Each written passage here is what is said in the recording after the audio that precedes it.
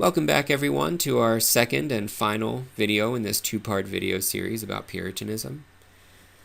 The last time we looked at some of the broader historical context of the Puritans, who they were and what they believed, what their culture was like, and how their society was organized.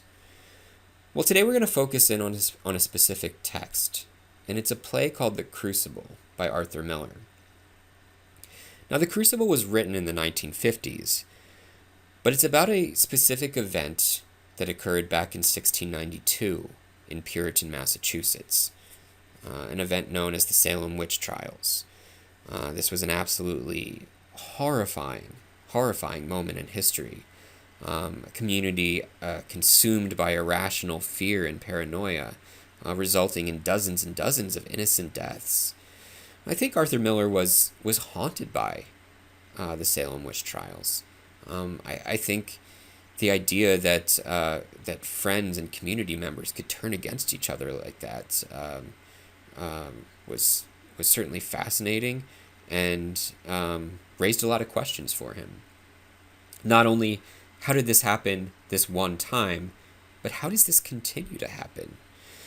So we're going to explore this question over the next couple of weeks in the Crucible. But before we get started with the play itself, I do want to provide some background information that I think will be helpful. So let's get started with that.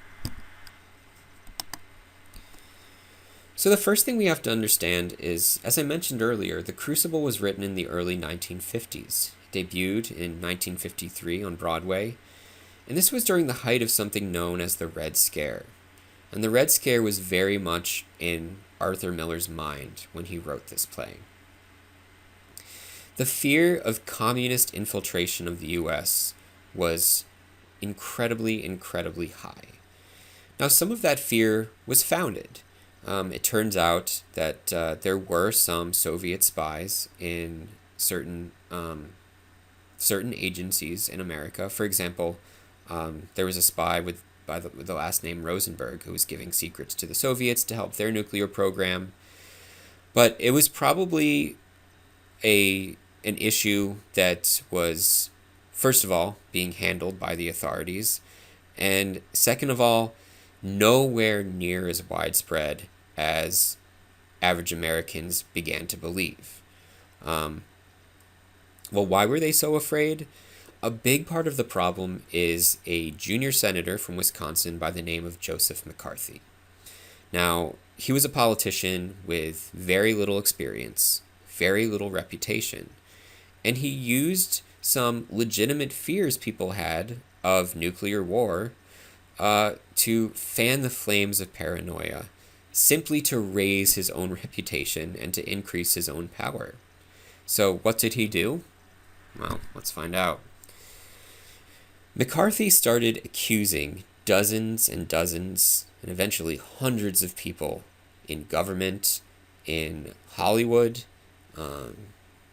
writers, directors, actors, started accusing all of these people of being un-American. They were communists. They were spies for the Soviet Union. Was there any truth to any of them? Maybe occasionally, but very little. And people were so afraid, average Americans were so afraid that they were fully supportive of McCarthy accusing these people and then forcing them to testify before a committee, where they were pressured to name other people who were communists.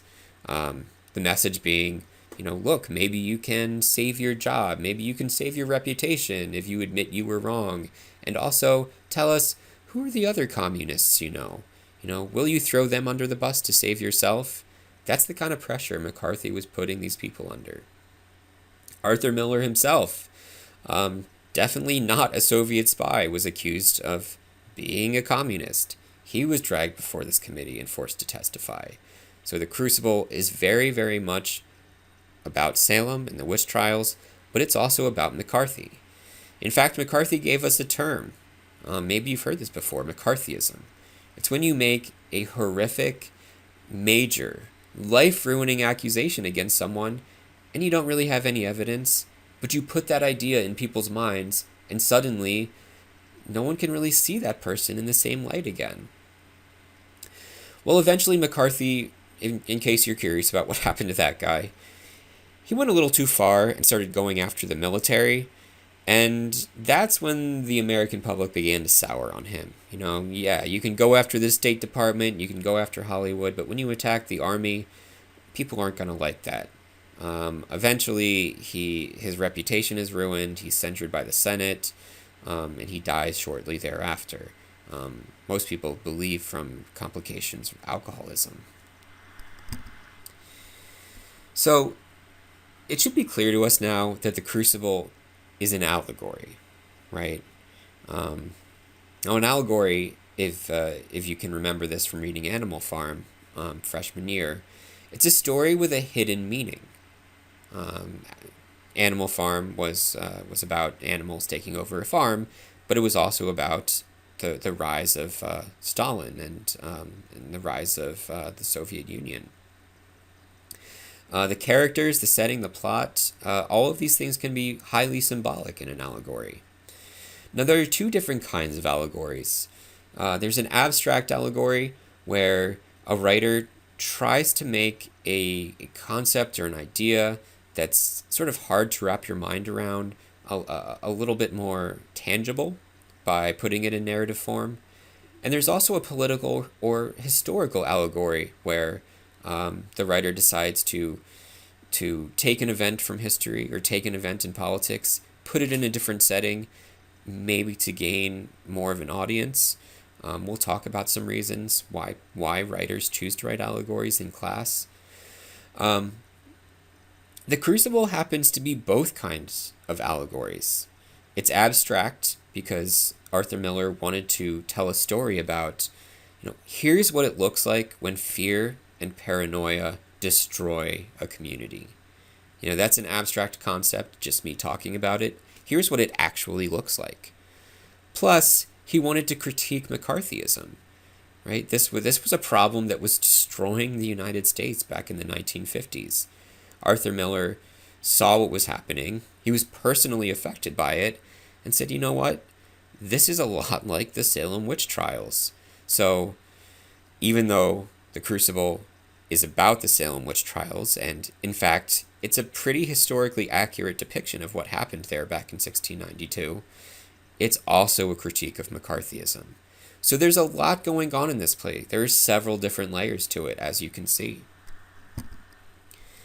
The plot of The Crucible follows pretty closely the Salem witch hunt and the trials that resulted from that hunt back in the 1690s. We will watch a short documentary about the historical events. A lot of it still remains mysterious to us, but it's fascinating nonetheless. Plus, the documentary is entertaining and it's cheesy, so we'll definitely have to watch that. Now, who are some of the major characters in this play? First is Samuel Parris. Now, he's the reverend of the church in Salem, and he's supposed to be a man of God, but all he really seems to care about is his own career. You'll see that right off the bat. He is the father of a girl named Betty, and at the beginning of the play, we're going to see that Betty, after an incident that happened in the woods the night before, has suddenly gone comatose. Does that mean that she's possessed by a witch? Well, that's a conclusion that some people are going to jump to. We'll have to find out together. Then there's the married couple, Thomas and Ann Putnam. They're extremely wealthy. They come from an old money family. They've lost many children shortly after childbirth, and that's going to be an important point when it comes to their motivation later in the play. Keep that in mind. They've lost many children as infants, and that's going to get to them and affect them and cause them to do some really, really questionable things. They also have a surviving daughter named Ruth, and they believe that she has been bewitched. Now we get to Abigail Williams. Abigail Williams is the central focus of this play in a lot of ways. She's an orphan. We're going to find out how her parents died. And she's Samuel Parris's niece. So the pastor of the church, his daughter's Betty, but his niece is Abigail. We also find out that she's a servant who gets fired for a reason that I won't get into right now, but we'll certainly talk about once we get into the play. And she's a character that a lot of you are going to love to hate. Much like Regina George in Mean Girls, she's a bully, she's a master manipulator, and she is the puppet master of the witch hunt.